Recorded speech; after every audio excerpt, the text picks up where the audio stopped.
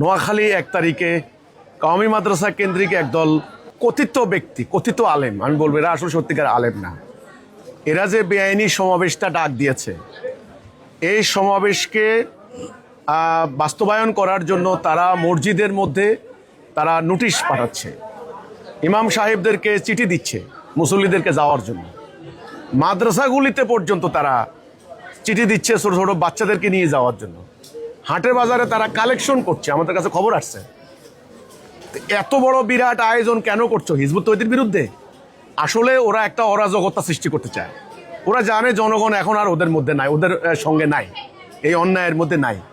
আমি আজকের এই সমাবেশ থেকে বাংলাদেশের প্রধানমন্ত্রী জনাব তারেক রহমান সাহেব থেকে শুরু করে স্বরাষ্ট্রমন্ত্রী মহোদয় এবং অন্যান্য আইন শৃঙ্খলা রক্ষার দায়িত্বে যারা আছেন তাদের দৃষ্টি আকর্ষণ করেছি যে আপনারা নজর দিন নোয়াখালীতে কি হচ্ছে। অনেক সময় ছোট্ট ঘটনাও কিন্তু বিরাট আকার ধারণ করতে পারে। বর্তমান আঞ্চলিক আন্তর্জাতিক পরিস্থিতি ভালো না, পার্শ্ববর্তী রাষ্ট্রের অবস্থা আপনারা দেখেন।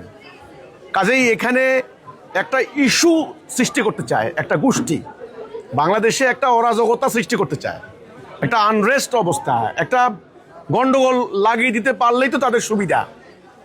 এটা তো জানে, সরকারও জানেন। আজকে সরকারের 5 মাস হতে চললো, সরকার চেষ্টা করছেন একটা স্থিতিশীল পরিবেশ, শান্তিপূর্ণ পরিবেশ কায়েম রাখার জন্য। তো আমরা দেখতে পাচ্ছি একটা গোষ্ঠী কিন্তু বাংলাদেশের চলমান উন্নয়নের ধারা অর্থাৎ স্থিতিশীলতা নষ্ট করতে চাচ্ছে। তারা নোয়াখালীতে হিজবুত তৌহিদকে টার্গেট করেছে।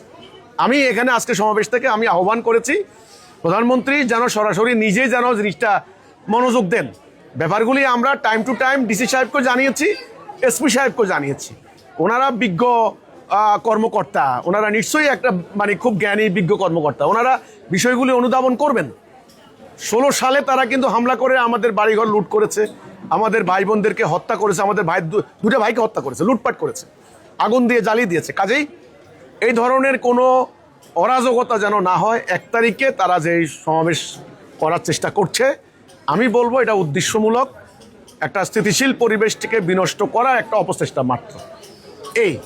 তো এটার জন্য আমাদের এইটাই করণীয়। আজকে সমাবেশ থেকে আমি মাননীয় প্রধানমন্ত্রীকে এই বিষয়টা নিয়ে নজর দেওয়ার জন্য আমি আহ্বান করেছি।